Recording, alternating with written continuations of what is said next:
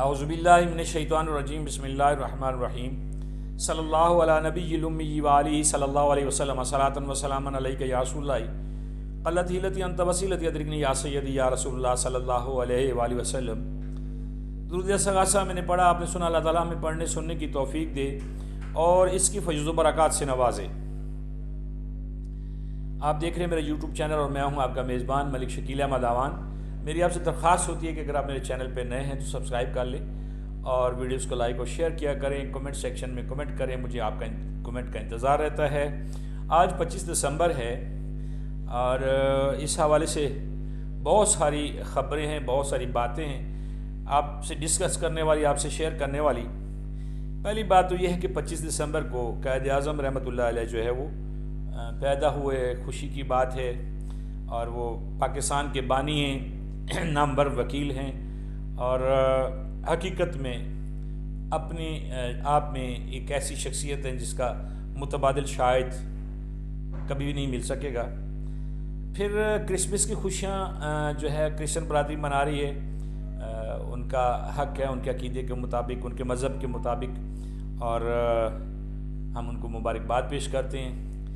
اور پھر قائد عوام میاں محمد نواز شریف صاحب جو ہیں، پاکستان مسلم لیگ نون کے جو صدر ہیں اور ایک بڑے جانی پہچانی شخصیت ہیں، بین الاقوامی سطح پہ ان کو لوگ جانتے ہیں، وزیر اعظم پاکستان رہے ہیں، وزیر اعلیٰ پنجاب رہے ہیں، وزیر خزانہ پنجاب رہے ہیں، ان کی بھی آج ہے جنم دن ہے، ہم ان کو بھی مبارک دیتے ہیں۔ اور سردی بھی ہے، مری میں کل سے برف باری بھی ہو رہی ہے، بہت سارے معاملات ہیں۔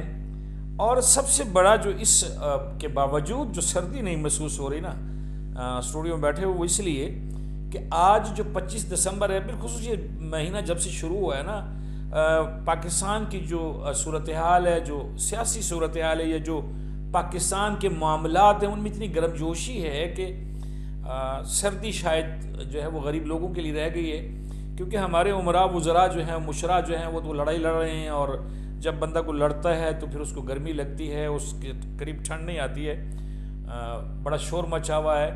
لیکن اس وقت جو ہے جو گرمی موجودہ حکومت کو محسوس ہو رہی ہے، اس کی ہوائیں جو ہیں وہ بڑے دور سے آ رہی ہیں۔ دن تو 25 دسمبر کا ہے، لیکن ہوائیں کہیں سے جو ہے وہ امریکہ سے آ رہی ہیں، کہیں سے آ رہی ہیں۔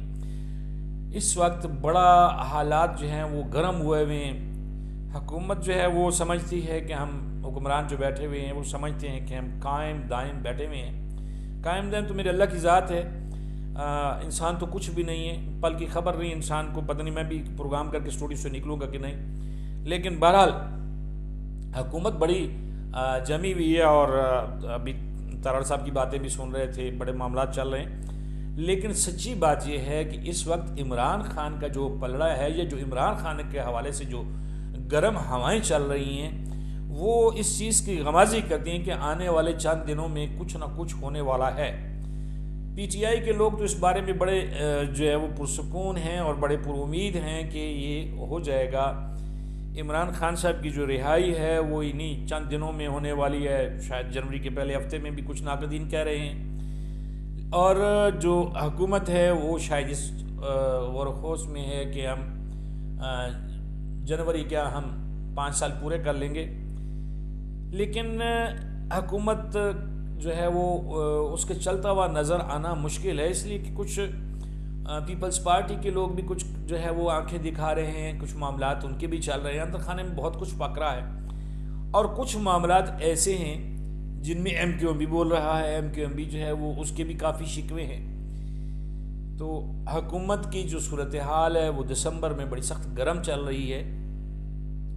لیکن سوال یہ پیدا ہوتا ہے کہ کیا آنے والے وقت میں اگر یہ سارے جیسے ڈیل کے چکر چل رہے ہیں، ملاقاتیں ہو رہی ہیں اور مذاکرات بھی ہو رہے ہیں، عمران خان چاہتا تھا کہ مذاکرات صرف اسٹیبلشمنٹ سے ہوں، وہ باقی پارٹیوں کو تو ظاہر ہے وہ مطلب عمران خان جو ہے وہ اس قابل نہیں سمجھتا، کہ وہ کہتا ہے کہ یہ سارے کرپٹ ہیں۔ اللہ بہتر جانتا ہے کون کتنا کرپٹ ہے، لیکن کرپشن تو ہوئی ہے، اس کا تو ہے، عمران خان کے دور میں بھی ہوئی ہے، لوگ مانتے ہیں اس چیز کو بھی۔ لیکن مسئلہ یہ ہے کہ اب اس کا حل کیسے نکلے گا. کیا ان ہاؤس تبدیلی کی جائے گی؟ اگر لفظ اگر کا استعمال کرتے ہیں نا کہ اگر عمران خان باہر آ جاتا ہے کیا اسمبلیاں توڑ دی جائیں گی؟ اگر تو اسمبلیاں توڑی جاتی ہیں تو سوچنا یہ چاہیے کہ یہ جو ہمارا الیکشن کمیشن آف پاکستان ہے، اس نے جب ہو رہا تھا معاملہ چل رہا تھا، نگران وزارتیں چل رہی تھی، تو الیکشن کرانے کے لیے پیسے نہیں تھے خزانے میں، تو کیا یہ خزانے پہ بوجھ نہیں ہوگا؟ اربوں روپے کا بوجھ ہوگا. کیا وہ سوال یہ پیدا ہوتا کیا وہ صاف شفاف ہوں گے؟ ان کو پارٹیاں مانیں گی؟ اگر نہیں تو ان ہاؤس اگر تبدیلی ہوتی ہے تو اس میں جو ہے وہ کیا عمران خان کو کسی سیٹ سے الیکشن لڑا کے لاتے ہیں یا کیا ہوتا ہے؟ کیا 180 سیٹیں واپس ہوتی ہیں؟ اگر یہ سارے معاملات چلتے ہیں تو پھر طوفان کیسا کھڑا ہوگا کہ جو اس چیز کے ذمہ داران ہیں، جن میں سابقہ چیف جسٹس آف پاکستان کا بھی نام آتا ہے اور بہت سارے معاملات آتے ہیں، الیکشن کمیشن آف پاکستان جو ہے ان کا بھی نام آتا ہے کہ وہاں پہ بھی یہ سارا ہوا ہے، فارم 47 اور 45 والا بھی چکل چلتا ہے سارا. تو یہ کیا ہوگا؟ اس پہ مطلب اتنا عرصہ ہو گیا ابھی تک اسلام آباد کی سیٹوں کا فیصلہ نہیں ہوا، بہت سارا، اور غالباً جو ہے جو ہمارا بلوچستان ہے وہاں سے جو سینٹ کی سیٹیں ہیں ان کا بھی کچھ معاملات باقی ہیں، بہت سارے معاملے باقی پڑے ہوئے ہیں، وقت گزرتا جا رہا ہے.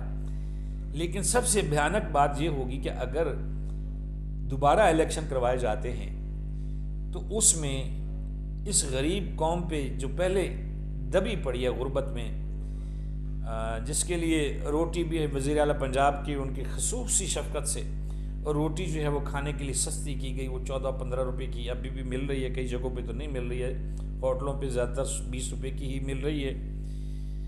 تو کیا یہ عوام پہ بوجھ نہیں ہے؟ اور اس چیز کی کیا گارنٹی ہے کہ آنے والا جو الیکشن ہے وہ بالکل فیئر ہوگا، اور اگر وہ ہوگا تو اس کے نتیجے میں بننے والی حکومت جو ہے کیا وہ 5 سال پورے کر پائے گی؟ نہیں.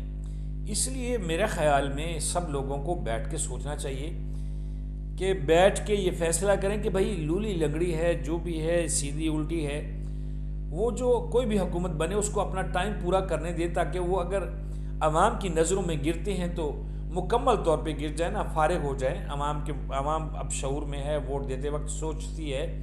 ایسا نہیں ہے کہ میرے باپ نے کہہ دیا تو میں نے جا کے اس کے دوست کو ووٹ دے دیا، ایسا نہیں ہے. اب لوگ سوچتے ہیں، باپ اگر ایک پارٹی کو ووٹ دے رہا ہوتا ہے تو بیٹا دوسری پارٹی کے ساتھ کھڑا ہوتا ہے. لوگوں میں شعور آ گیا ہوا ہے، وہ اپنی سمجھ بوجھ رکھتے ہیں. لیکن سمجھ بوجھ سیاستدانوں کو بھی چاہیے، کوئی ایسے پیرامیٹرز ہونے چاہیے، ایسی SOPs بننی چاہیے جسے کم از کم جو ہے عوام کا جو پیسہ ہے وہ ایک جو ہمارا وہ ہوتا ہے دور حکومت ہوتا ہے 5 سال کا، اس میں 2 3 بار نہ لگے، کیونکہ اس سے زیادہ کہیں تو ان کمیٹیوں پہ لگ جاتا ہے جو بنائی جاتی ہیں معاملات کو دیکھنے کے لیے کہ آج یہ کمیٹی بن گئی، آج یہ کمیٹی بن گیا، آج یہ ایسا ہو گیا. کھربوں روپے ہمارے خرچ ہو رہے ہیں لیکن غریب کے لیے کچھ نہیں ہو رہا. تو دعا ہے کہ دسمبر کے حوالے سے جن لوگوں کی پیدائش ہوئی ان کو تو مبارکباد، اور 25 دسمبر کے حوالے سے جو ٹھنڈ ہے اس میں جو گرمی چل رہی ہے، اللہ کرے کہ ہم اتنے قابل ہو جائیں کہ ہمیں یہ نہ کہنا پڑے کہ آج امریکہ کے جو بیانات ہیں، امریکہ سے، انگلینڈ سے آ رہے ہیں بیانات، آ رہے ہیں سعودی عرب سے آ رہے ہیں، کہیں سے بھی آ رہے ہیں، تو ہم اتنے قابل ہو جائیں کہ ہم کسی کو یہ موقع ہی نہ دیں کہ وہ ہمارے لیے بولے یا ہمیں مشورتاً کچھ کہے. ہم اپنے آپ میں اتنے ایک کے ساتھ اتنے مضبوط ہوں. اللہ تعالیٰ ہم سب کا حامی و ناصر ہو. کوشش کیجیے گا، سردی سے بچنے کی، سردی بہت ہے. اللہ تعالیٰ ہم سب کو ہدایت دے اور ہمارے ملک کو ترقی دے. بہت سارا خیال رکھیے گا اپنا، اپنے چینل کا بھی اور اپنے ایمان پاکستان کا بھی. جزاک اللہ.